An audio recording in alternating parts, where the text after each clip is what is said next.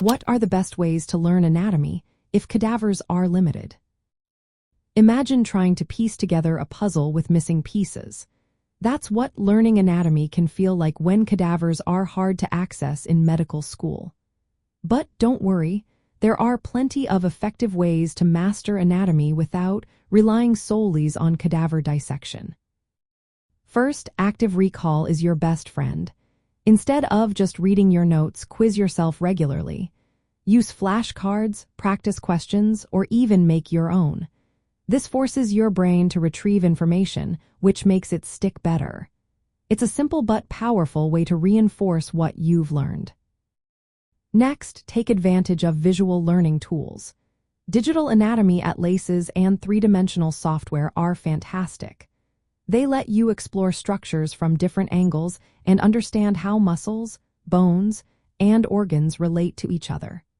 Some programs even simulate dissection, giving you a virtual hands-on experience without needing a real body. Drawing is another great method. Sketching out muscles, bones, and blood vessels helps you see the details and understand their positions. When you draw structures by hand, it engages your visual and motor memory, making it easier to remember complex parts. Working with study groups can also boost your learning. Quizzing each other, explaining concepts aloud, or teaching a peer helps clarify your understanding.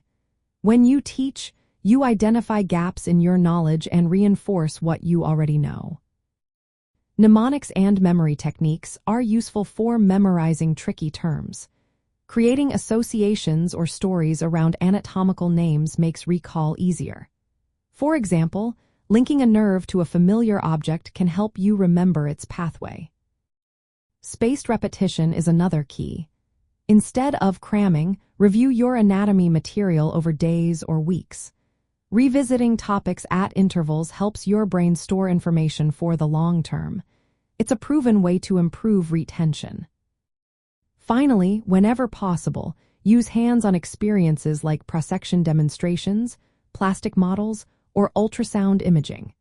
These give you tactile and visual cues that deepen your understanding. Some schools also have anatomy workshops or virtual reality labs that simulate dissection.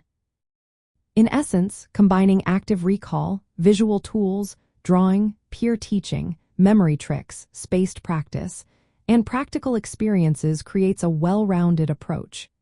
Even with limited cadaver access, you can build a solid foundation in anatomy that will serve you well in your medical journey.